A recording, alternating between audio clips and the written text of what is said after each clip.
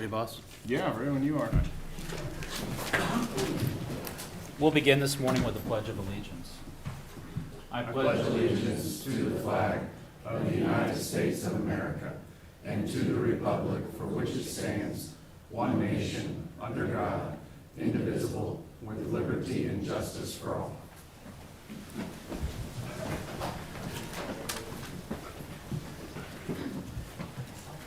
Good morning. Welcome to the September 26, 2024 meeting of the Board of County Commissioners for Shawnee County. My name is Kevin Cook. I serve as the chair this year. Joining me today is Commissioner Aaron Mays. Good morning. Morning. Commissioner Bill Rippon. Good morning. Morning. Ms. Biegert is filling in for our County Council, Mr. Eckert. Good morning. Good morning. And we're having Chris, you guys are filling in for Cindy Steph. again, Stephanie's again, yeah. Usually Chris is back here, everybody switched around, so Stephanie, good morning. Good morning. All right, Madam Clerk, our first item. Item 3, consent agenda. Are there any questions or is there a motion? I'll move to approve. I'll second. Motion to approve by Commissioner Mays, second by Commissioner Rippon. All in favor say aye. All opposed? Passes 3-0. Our next item. Item 4, new business, County Clerk A, number 1, consider all voucher payments. This morning, we have vouchers totaling $3,012,175.99. Two items, actually three, to note under there. Under Equipment Fund and County Project, $175,000 to Skydio Incorporated is for the Sheriff's Office. Small unmanned aircraft purchase. And then under Bridge Project, we have two items, to King Construction, $328,561.06 is for the bridge over the Walkeroos River. And then $138,000 to Finney and Turnip Seed is for the design work on that same project. I don't have any questions about this, and I would move for approval. Second. Motion to approve by Commissioner Mays, second by Commissioner Rippon. All in favor say aye. All opposed? Passes 3-0. Our next item. Number 2, consider correction orders. I'll move for approval. Second. Motion to approve by Commissioner Cook, second by Commissioner Rippon. All in favor say aye. All opposed? Passes 3-0. Our next item. Number 3, consider approval of resolution number 2024-63, authorizing a temporary 2024 cereal malt beverage license to Happy Bassett Brewing Company to sell beer at the Tales and Ales event being held at Lake Shawnee on September 28, 2024. The county councilor has reviewed and the township has been notified and the background check has been done. Okay. I'll move then for approval. Second. Motion to approve by Commissioner Cook, second by Commissioner Mays. All in favor say aye. All opposed? Passes 3-0. Our next item. Item B, District Attorney number 1, consider authorization and execution of Contract C 303-2024, a 123-month agreement for the Exxon Justice contract and approval to utilize the remaining capital outlay balance of $79,166.67 of the case management system project that was completed under budget towards this contract. Mr. Kitt, you're here for the District Attorney's Office. Good morning, Commissioners. So what the DA's office is requesting in this situation, I was here a few weeks ago talking about Axon Justice. I won't go through all the details of that again. But one of the things I mentioned was we were exploring a 5-year versus 10-year contract. The board approved us exploring this contract. We have negotiated a 10-year contract, actually 123 months, because it will go into effect immediately if the commission approves for the remainder of this year, and then start our full 10-year contract January 1, 2025. So we are requesting formal approval of that. That would require the commission to waive section 2.9A of the purchasing bylaws or purchasing policy, which limits contracts to 5 years. The rationale for that is in looking at the exponential growth of data storage We thought it would be far more beneficial to lock in a price for the period of 10 years, so we are asking that that be waived and the commission approve the full 10-year contract. Those terms are all outlined in the contract. And then the last piece is, in 2021, I was before the commission asking for approval of funds specifically for an upgrade to our case management system. There was, I believe, roughly $350,000 set aside for that, and we came in $79,166.67 under budget on that project. That money is still sitting in that fund designated for that, and we're requesting that that be reallocated. So basically, it would cover the first year, or roughly the first year of our contract for Axon Justice. Okay. And I think it is smart for us to get these prices locked in now over a 10-year period. We have seen only contracts go up. I've not seen any contracts go down in cost. Correct. So, all right. Are there other questions for the district attorney's office? All right, then I would make a motion to approve the request. And again, the request is a 10-year contract or 123-month contract, and also it is to reallocate funds prior for the capital outlay balance to the case management system software, and waiving of the purchasing policy to do that. So 3 parts. Is there a second? I'll second. Motion made by Commissioner Cook, second by Commissioner Rippon. All in favor say aye. All opposed. Passes 3-0. All right, thank you. Our next item. Item C, audit finance. Number 1, acknowledge receipt of 2023 audited financial statements and single audit report. Good morning, Commissioners. Jennifer Sauer, Financial Administrator. We're here this morning just to, as Stephanie said, acknowledge the receipt of our audited 2023 financial statements and single audit report. I believe each of you have a copy of that, a physical copy in front of you, and you've had an electronic copy for a couple weeks since we received that. Here today we have Jacob Holman from Forvis Mazars here to present. Just as a side note, I wanted to note that we are a little delayed this year in getting this to you, primarily because we were a little delayed in getting the audit kind of going full speed due to the reduced staffing that we had this year. So, Jacob.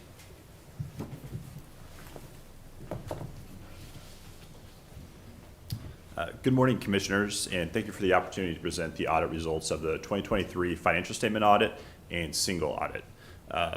My name is Jacob Holman, a partner with Forvis Mazars, and I lead our public sector practice, and actually the signing partner on your engagement. Today I'm going to go through really 2 things. I'm really going to talk about the scope that we were engaged to form, talk about a status update, and some of the more important things that we did as part of the financial statement audit. And then I'm also going to talk through kind of a 10,000-foot scorecard. So if I was sitting in your shoes, what are the most important things I would want to know at the end of the audit? So from an audit scope, we were engaged to perform 2 audits. I'm going to spend most of my time today talking about the financial statement audit. Hopefully everybody got 3 sets of deliverables: the financial statement audit, which is the bound one, the single audit, which is the compliance-based audit of the federal awards, and then a governance letter that has our required communications in them. The second audit that I'm not going to talk a whole lot about was a compliance-based audit. So the county had a little over $20 million of federal expenditures during the period, about $20.6 million. And of those $20 million, we had to do compliance procedures on 3 major programs. So really your ARPA grant, your public safety partnership and community policing grant, and your capitalization grant for clean water state revolving funds. So at the conclusion of that single audit, there was no instances of noncompliance. So that's a good thing. This single audit will actually get uploaded to the federal clearinghouse and forwarded on to those federal government agencies, noting that there was no instances of noncompliance and you had a clean audit as it related to the single audit.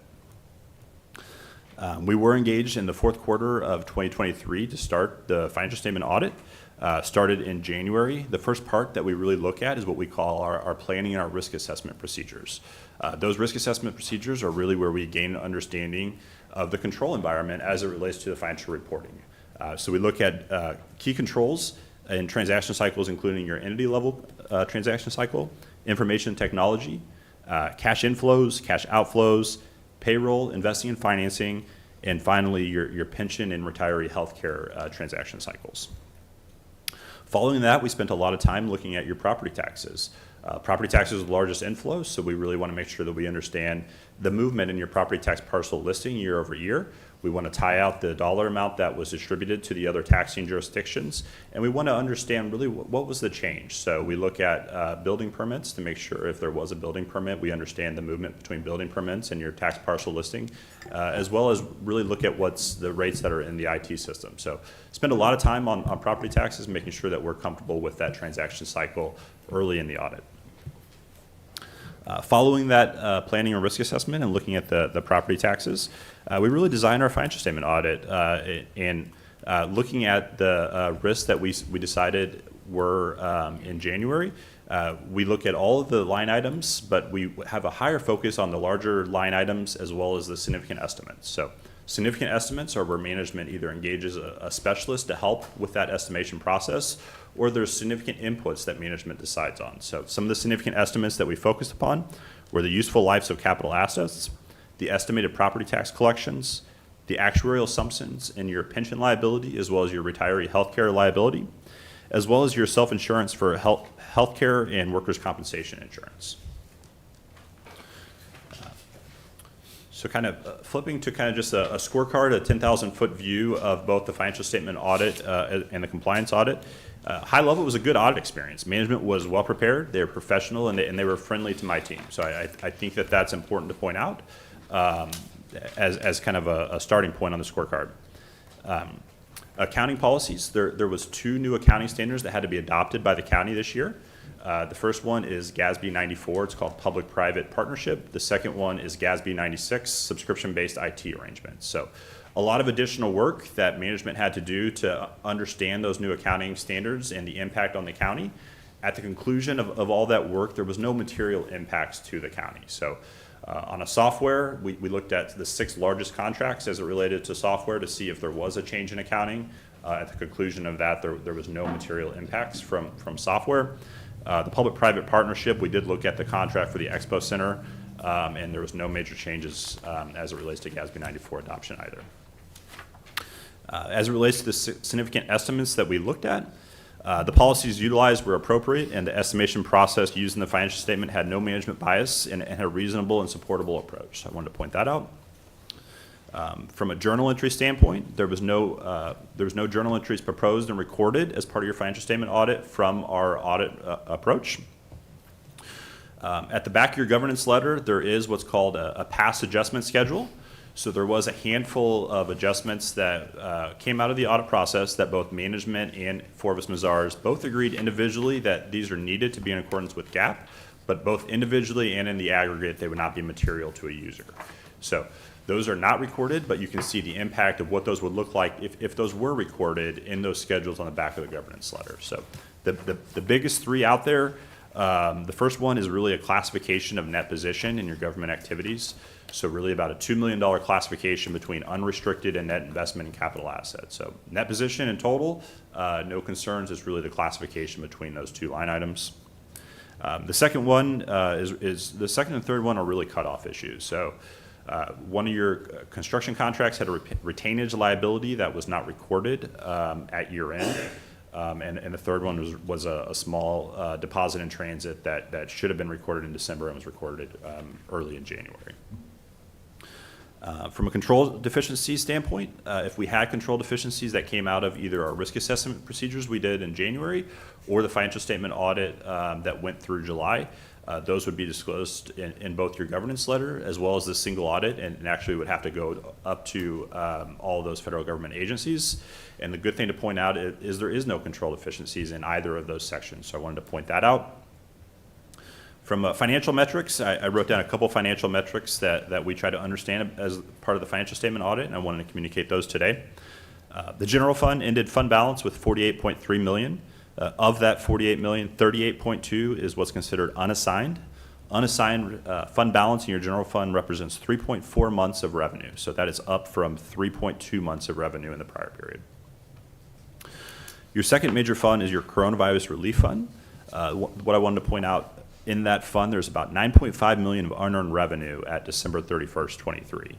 So that is money that has been received. You already have the cash, but you don't have eligible expenditures to record against that cash at 12/31/23. So that $9 million, you're required to obligate that by the end of 2024 and expend that by 2026. So just wanted to make sure the commissioners are aware of that.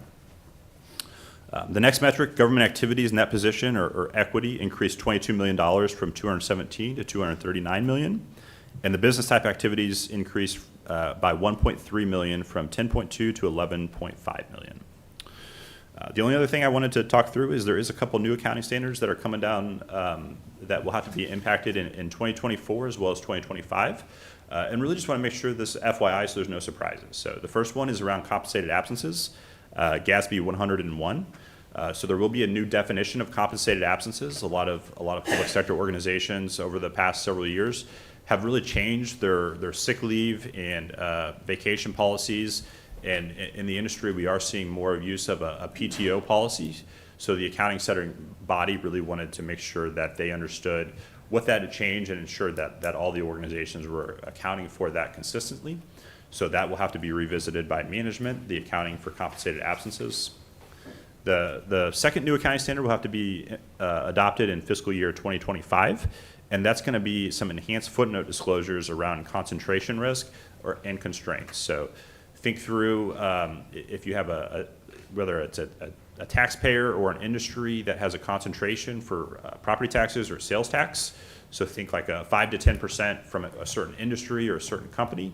Those types of items will have to be disclosed narratively in your footnotes starting in 2025. So the FASB side, the for-profit entities have adopted that standard several years ago.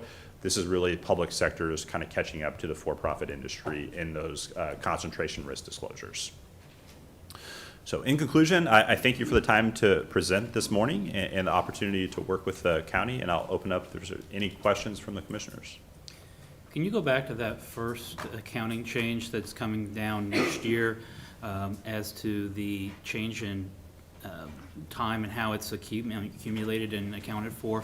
What changes are you anticipating for governmental entities to need to do, and specifically Shawnee County would you anticipate? So I don't know if this is going to have a huge impact on Shawnee County. It's something that we would have to work through with management before I could give a definitive answer. Really, this is really revisiting if you have a sick leave bucket and a vacation bucket and how that money is earned and when you would record that liability. So I'll give you an example in the public sector. There is some organizations that the sick leave, depending on how that's going to be paid out when the individual leaves or if that goes in potentially into your pension accrual, there might not be certain amounts that are recorded today, and that liability will be added depending on how that sick leave is paid out ultimately and is ultimately earned. So the goal of this is to get all public sector organizations accounting for sick leave, vacation, PTO, whatever the policy is for those compensated absences, to account for them all the same. Okay. My perception is that every year there appears to be more and more GASB rules that get more and more complicated and more requirements, reporting requirements on, everybody, Shawnee County included. Is that accurate, or is that just my perception? That's very accurate. So there's both accounting statements that have changed. So I mean, think through, like we're talking about accounting standards 101 and 102. When I started in this profession in around 2008, we were around the 30s. So we've had about 70 new statements in the last 15, 16 years. Okay. So there's been a lot on the accounting side, as well as there's been a lot of impact on the auditing side. On your compliance audit, we have to look at a lot more samples because there's new auditing standards that have expanded our requirements to give a clean opinion. But the bottom line is, from your perspective, Shawnee County exits with a clean audit and on the single audit, and then also it's in compliance with all federal requirements as to how we've expended our federal funds. That's correct. Okay. Other questions? Nope. Okay. Now, at this time, we're just acknowledging receipt. Is that correct, Jennifer? Okay. And so I would move that we acknowledge receipt of the 2023 audited financial statements and the single audit report. Second. Motion made by Commissioner Cook, second by Commissioner Mays. All in favor say aye. All opposed? Passes 3-0. Our next item. Number 2, consider authorization and execution of contract C-300-2024, amendment number 2 to contract C-288-2018 with underground vaults and storage to provide document storage and shredding services for Shawnee County until August 23rd, 2027. Good morning, Commissioners. Jennifer Sauer, Financial Administrator. As Stephanie said, Adrienne worked with Underground Vaults and Storage and the Counselor's Office to see what the increase would be for the pricing on this contract as it was coming up to an expiration date. She also researched with the existing state of Kansas contract that they have, and Underground Vaults and Storage has agreed to have 0 increase over the next 3 years with the signing of this contract extension, which makes us very much competitive with the state of Kansas contract. So that way we don't have to change any of the terms of our pricing, and that can be kind of confusing when it comes to storage, documents, and shredding. So at 0% increase, we would request that we extend this contract for 3 years. Is there discussion? Is there a motion? I move that we consider the authorization and execution of the contract. Okay.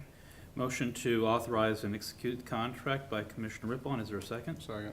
Second by Commissioner Mays. All in favor say aye. All opposed? Passes 3-0. Thank you. Our next item. Item D, Human Resources. Number 1, consider approval of health savings account funding for the 2025 benefits plan year. Good morning, Commissioners. Angela Lewis, Director of Administrative Services. As you're aware, Shawnee County offers a high deductible health plan. As part of the program, we offer a health savings account. In 2024, the Commission approved contributions of $500 for employees covering themselves and $1,000 for employees covering their children, spouses, and families. I'd ask that you fund the health savings accounts at the same level for 2025. I'd also like to remind you that there are limits on how much the IRS allows you to contribute to those funds. $4,300 is allowed for individuals, and families covering themselves, children, and the whole family is $8,550. There is a catch-up contribution for those of us 55 and older of $1,000, and I'd be happy to answer any questions you may have. Questions for Angela? No. I'll move for approval. Second. Motion to approve by Commissioner Mays, second by Commissioner Rippon. All in favor say aye. All opposed? Passes 3-0. Our next item. Number 2, consider authorization and execution of contract C-304-2024 Memorandum of Understanding with the Communication Workers of America, Local Number 6423, for calendar years 2025, 2026, and 2027. Angela Lewis with the Director of Administrative Services. I'd like to start by thanking the Communication Workers of America, Local 6423, and their negotiation team, the Sheriff's Office and their negotiation team, Ashley and the County Counselor's Office, as well as Mike Augustine from Human Resources. Without their work on this contract, we wouldn't be before you today. There are many changes to the contract, but we did negotiate a 4% wage increase, an applicable step for 2025, and we have wage openers for 2026 and 2027. We also established a new shift differential in pay for an additional $1 an hour for employees regularly assigned to second shift and $1.50 for those regularly assigned to third shift. I'd like to invite the sheriff and Buddy from CWA to come and have their comments. Then we'd be happy to answer any questions you may have.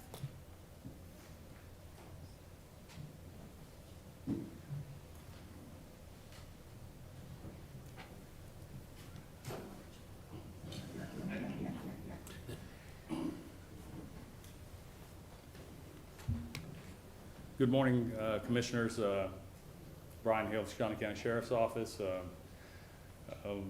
I want to extend our appreciation to the communication workers.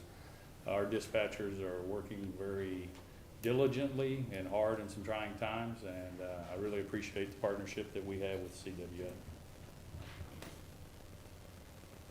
Good morning. My name is Bo Cordero. I'm the president of Local 6423. It's no, surprise that the job market has become very competitive. It's very hard to fill positions with qualified people. And in the dispatch center, it's even more difficult. It takes 6 months, 9 months to get people trained and out on the floor. The sheriff's office has been partnering with us to address these issues. I think that the work that we've done here today is a very significant step in getting that done. There's more work to be done, and I look forward to partnering with the sheriff and getting that accomplished. And with your guys' support and support of HR, I don't see that to be an issue. So I appreciate your time. Thank you. I'd like to thank everybody for their work on this, and thank you to the Communication Workers of America and the sheriff, and as Angela said, all of the people that were involved, including our counselor's office and HR. So I'd like to thank everybody involved. Are there any questions? I'll move for approval. Motion to approve by Commissioner Mays, Second. second by Commissioner Rippon. All in favor say aye. All opposed? Passes 3-0. Our next item.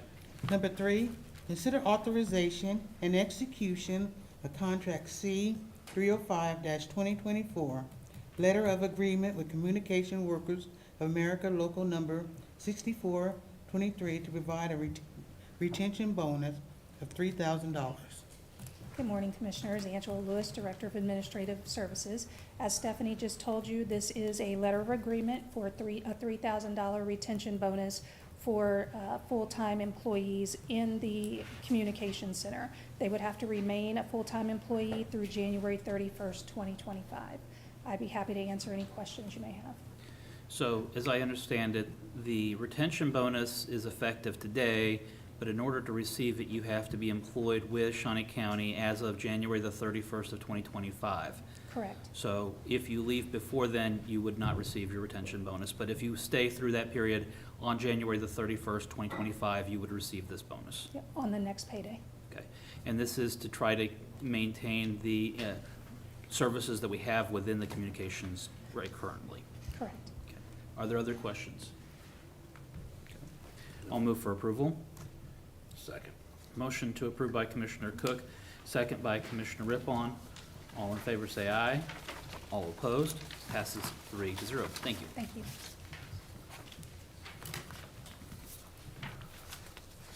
Our next item. Item E, Sheriff's Office. Number 1, due to staffing shortage, Sheriff Hill is requesting approval to do a one-time retention bonus of $3,000 for most employees of the Sheriff's Office. Communication Division, approximate cost of $94,000 to be paid out of 2025 budgeted funds. Well, good morning, Commissioners. Jeremy Rabb, Director of Communications, Shawnee County Sheriff's Office. I'd like to start by echoing the words of Director Lewis as well as Mr. Cordero. The partnership to complete the CWA contract this year was extensive, but it was successful, and I believe that we're on the right path to even making it better in the future. So there was a lot of good partnership. So thank you.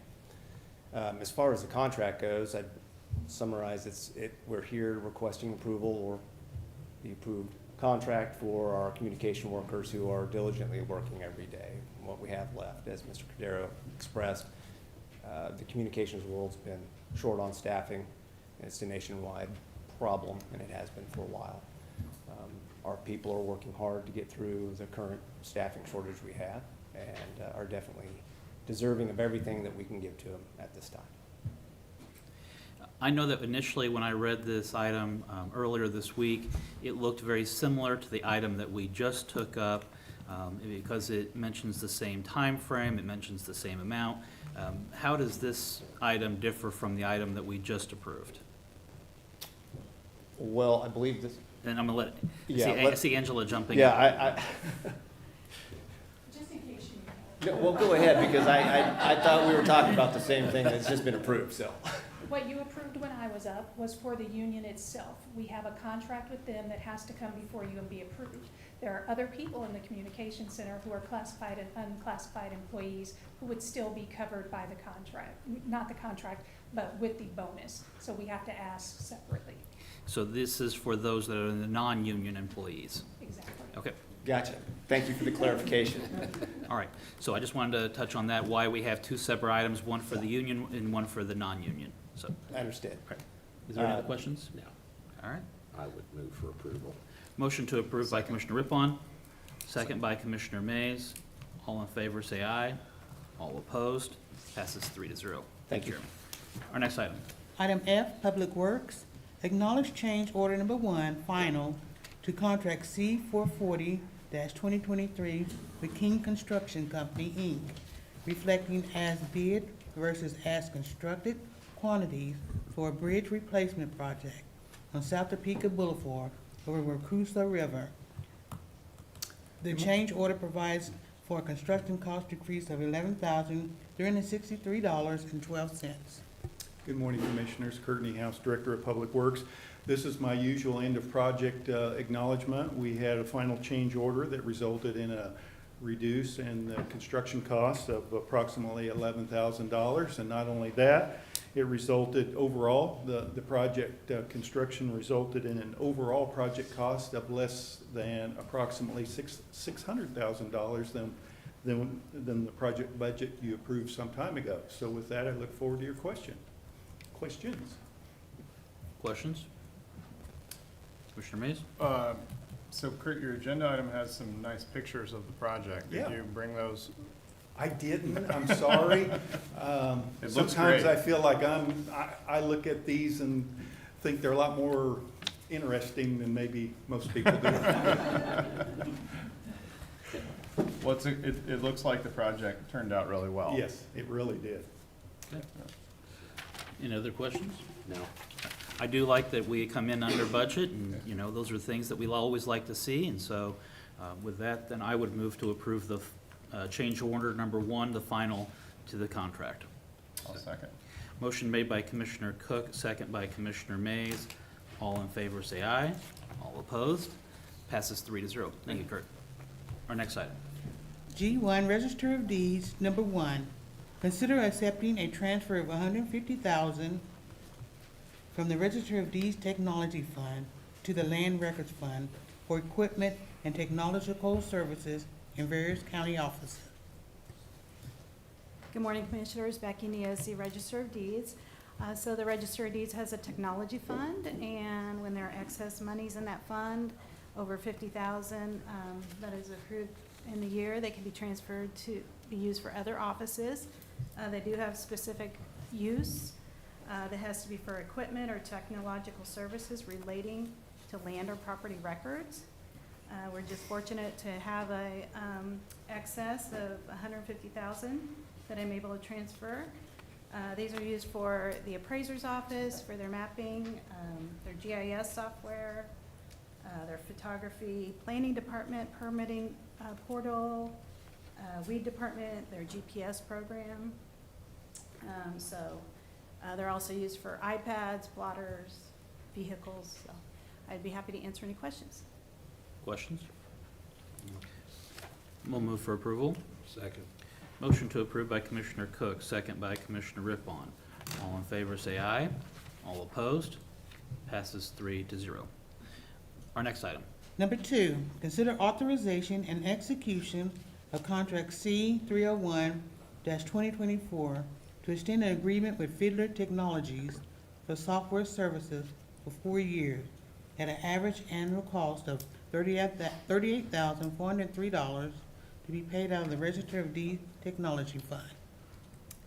So this is our software that we use for recording documents from start to finish.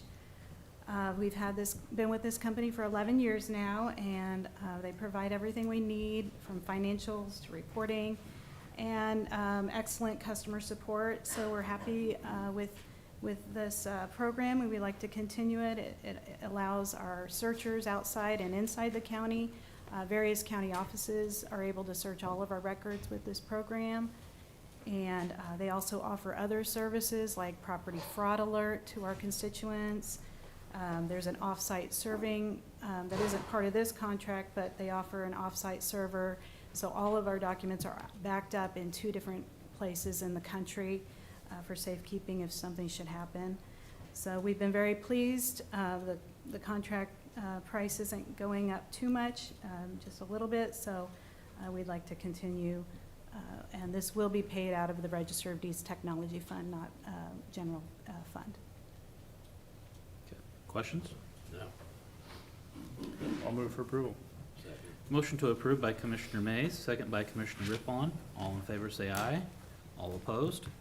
Passes 3-0. Thank you very much. Thank you. Our next item. Item H, Information Technology Number 1, consider authorization and execution of contract C 302-2024 to renew a rental agreement with Century Business Technologies for company machine equipment and services to the state of Kansas contract. Morning, Commissioners. Mark Price, Information Technology. This is the request to kind of, it says renewal, but it's really, we're moving from an RFP we had put in place, I think about 7 years ago. We had done a 3-year extension, or maybe it's been 8 years ago, but we did a 3-year extension right before I took the position as director. Century United has been very good to us, been very pleased with the service we've received from them. This is moving from that RFP to purchasing directly off of the state contract that they have. What it is allowing us is to be a lot more flexible with our devices. Before, when we entered into this original agreement 7 years or 8 years ago, any device, if we tried to add a device 3 years in, we now had to make up for that difference. So kind of the way it was done is the cost of the machine was broken out over 5 years. Well, if we tried to add a machine 3 years in, that amount had to be broken up now over 2 to 3 years, so it caused a higher increase per month. This is allowing us to add devices as we want throughout the contract and take away devices. Another major benefit for this is it allows for pooling of copiers. Our elections office had 3 copiers. Each copier had a different amount of pages that went through it. If one copier was set up for 100,000 pages and the other 2 were set for 20,000, if one of the 20,000 page copiers did 100,000 pages and the 100,000 page copier did 20,000, they paid for an overage here and paid for a bunch of copies they didn't make here. This now is going to allow that to be a pooled number, so they're going to should not have as many overages and extra costs adding up. Some departments we're seeing $3,000 to $4,000 a year in overages, which this should, we hope, will actually eliminate that. Another big advantage is it does allow for, if you are not using all your copies, we will get money back at the end of the year that we added to the following year. I do want to thank Brandy Biltoff and Adrian Johnson from Audit and my department. They worked very hard with Century United on going over the 80+ copiers we have, evaluating what each department needed, talking to those departments, and coming up with what we have here, which ultimately is kind of a projected savings of almost $30,000 a year for the county. Not every department will see a savings. We did have a few that came in a little bit higher, but overall, for the county, this is actually going to get us all new equipment, a new year, 5-year agreement, and in the long run should save us money in each department, or in most departments. I can answer any other questions you might have. Questions? No, I think it sounds like a great idea, though. Yep. Appreciate everybody's hard work on this, too. Yeah, I'll move for approval. Second. Motion to approve by Commissioner Mays, second by Commissioner Rippon. All in favor, say aye. All opposed? Passes 3-0. Thank you, Mark. Our next item. Item I, Planning Department Number 1, consider approval to fill the Planning and Zoning Administrator position at range 68, step 13, with the candidate of extensive education and experience. The annual compensation for this position will be $108,508.23, including benefits. Good morning, Commissioners. Joni Fedani, Director of the Planning Department. I'm very excited to be here this morning and requesting the approval to fill this position. As you probably well know, it's been a couple of years with the position open. We filled it and had it reopened back up, and it's time to have a good candidate fill that spot and help us move forward with some projects that we've got going on in Shawnee County. So I would appreciate your approval to fill this at range 68, step 13. Questions? It's been a long time coming. I know we've tried to change this position. We've reposted it. We've tried job boards. It's been a difficult position to fill, so I would move for approval. Second. Motion to approve by Commissioner Mays, second by Commissioner Rippon. All in favor say aye. All opposed? Passes 3-0. Thank you, Johnny. Commissioner. Our next item. Item J, Parks and Recreation, number 1. Approval is requested on the attached certificate of substantial completion of the Oakland Pool project with Dollinger Construction per Shawnee County, contract C 238-2023. Good morning, Commissioners. Tim Laurent, Parks and Recreation Department. So here today, asking you to sign off on substantial completion for the Oakland Pool.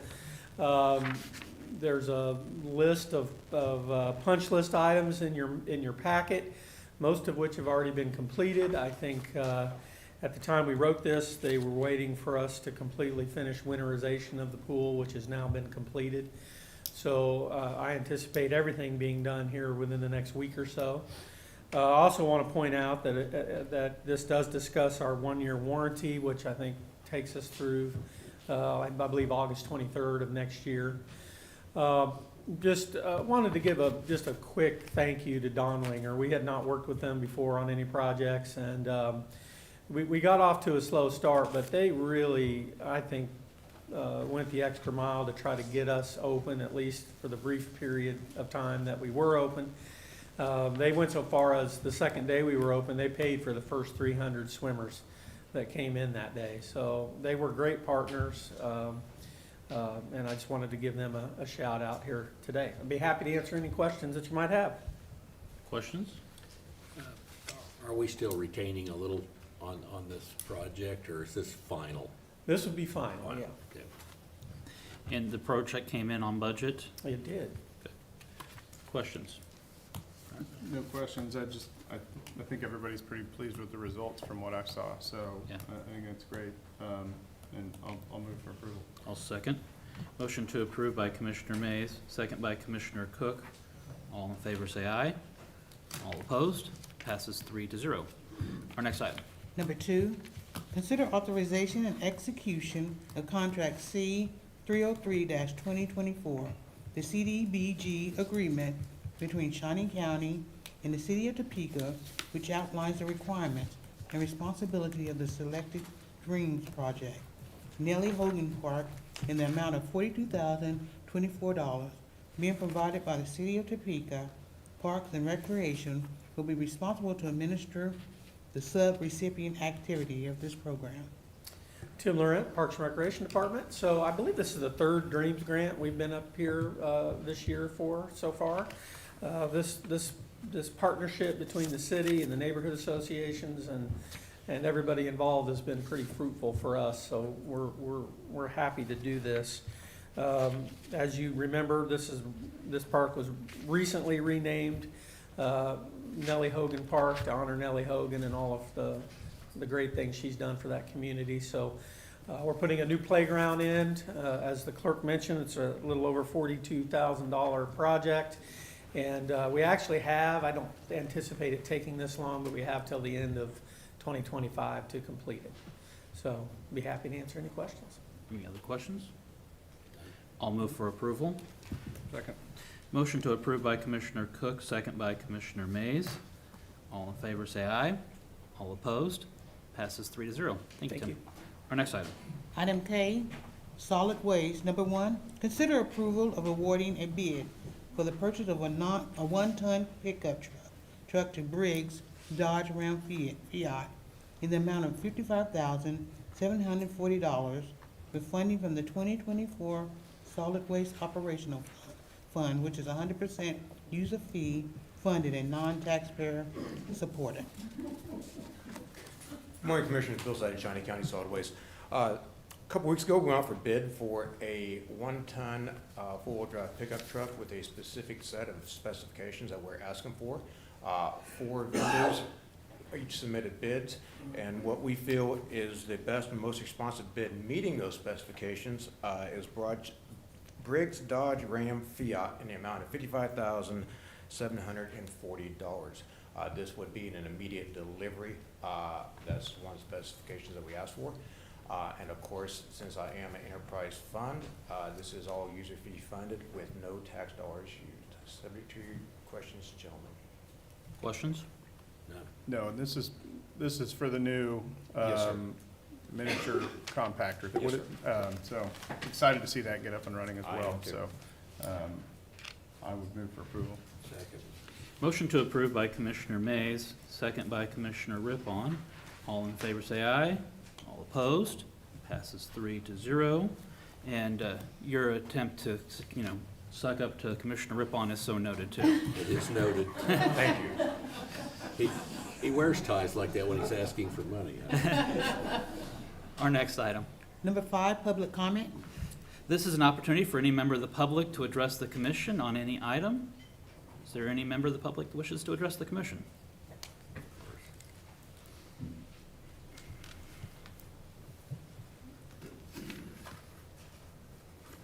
Good morning. Henry McClure, Shawnee County, Kansas. I want to announce to the public, to my friends, we have a new deal in Topeka. And what's most amazing, there wasn't a consultant. There wasn't any public funds. There wasn't any, it didn't have to go through, Big Brother to approve it, but we've got a new Panda Express coming to Topeka at 25th and Rochester, across from Dillon's and Walmart. Closing was yesterday. Panda Express is interesting because they're the largest privately held restaurant in America.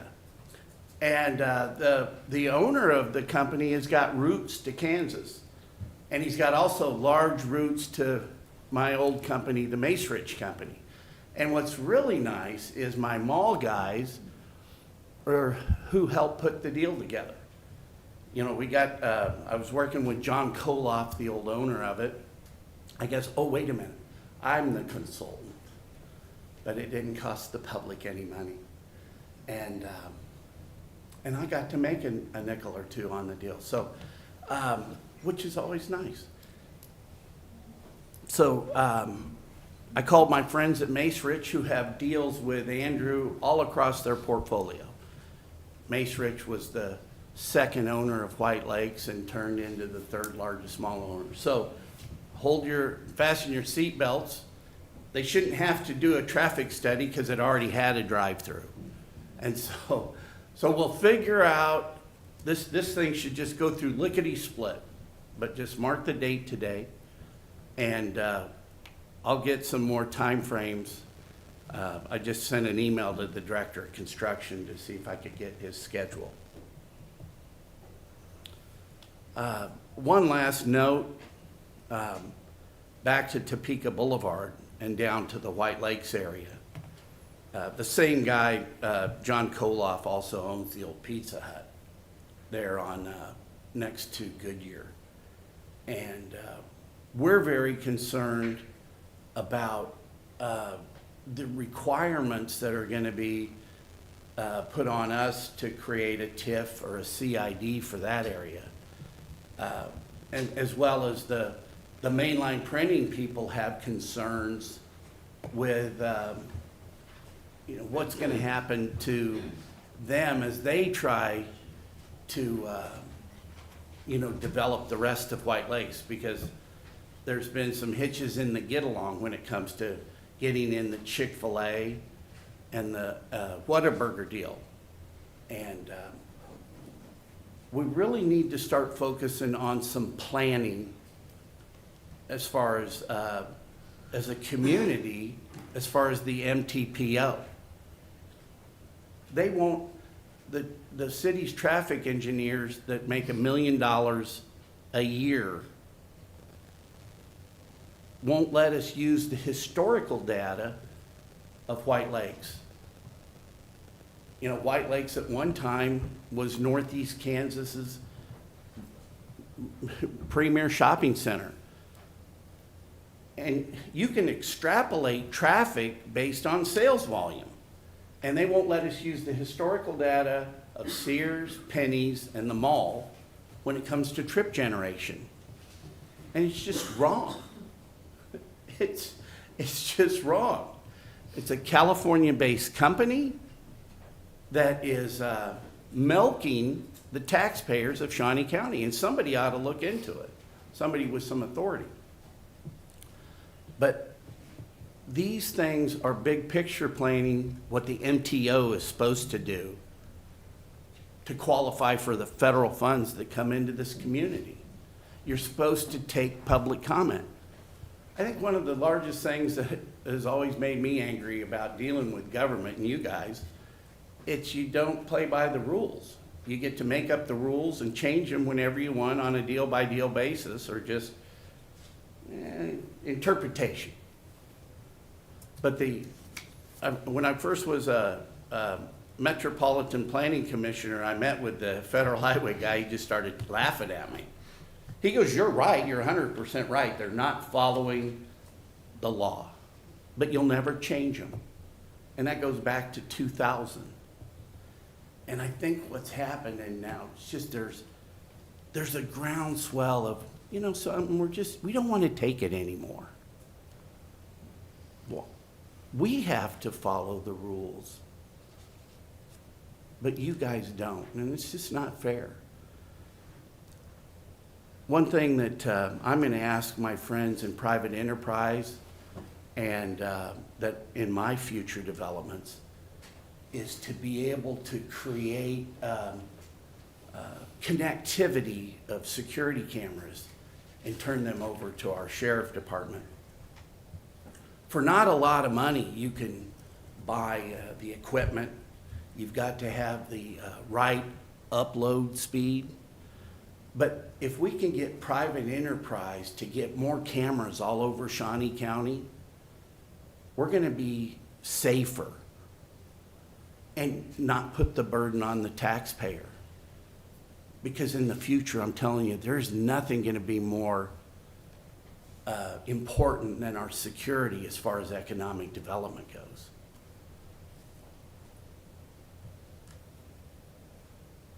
I think I hit it. Thank you. Thank you for your time. Any other individuals wanting to speak this morning on public comment? Our next item. Number 7? This is an number opportunity. 6? Oh, sorry. Go ahead. Oh, Administrative Communications, I'm sorry. This is an opportunity for any department head or member of the employee to address the commission on any item.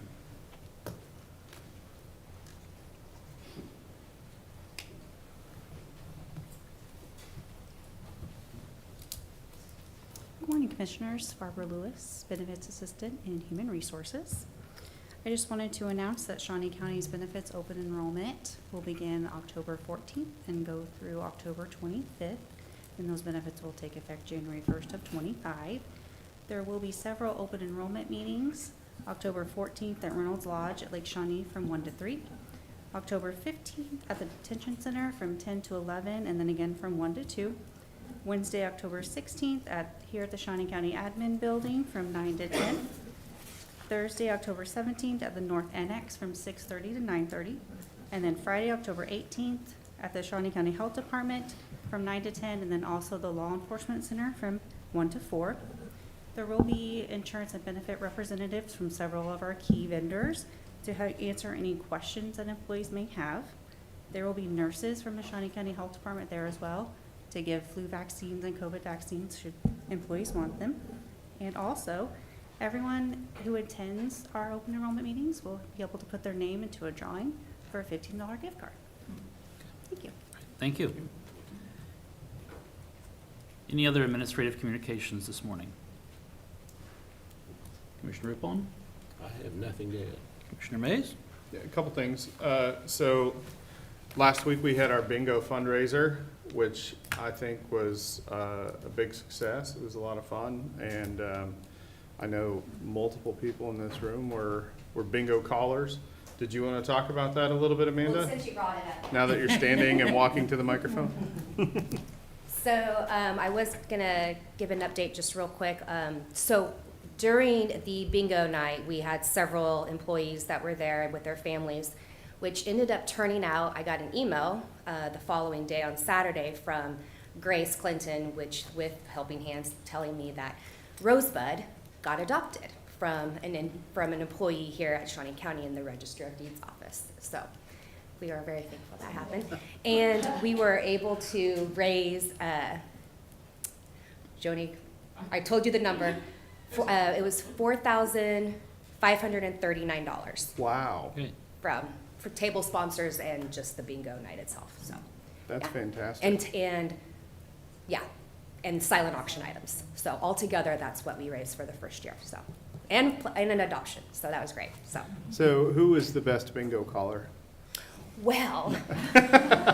Just joking, you don't have to answer. Everybody was They were there all knows it was me. That's really cool. Yeah. So that, I'm glad somebody adopted that dog because I wanted to. And I was told no, but it was a lot of fun. And I just want to say, this was a great meeting today. I'm looking at all the things on here. It was almost entirely good news. Finalized the union contract. The DA saved money on their software. We got a bridge done that was under budget. I mean, the copy machines are going to save us tens of thousands of dollars. I mean, this is a good meeting today. So Yes. let's keep it up, guys. I can't say more than that. I concur. So Stephanie, our next item. Number 7, executive session. There is a need for an executive session today. This will be for a period not to exceed 20 minutes, and it is to discuss personnel matters of non-elected personnel, specifically to discuss staffing in the Shawnee County Emergency Communications Center. No action is expected to be taken. We will start at 10 o'clock. Is there a second? Second. Motion made by Commissioner Cook, second by Commissioner Rippon. All in favor say aye. All opposed? Passes 3-0. We will be in executive session beginning at 10 o'clock for 20 minutes.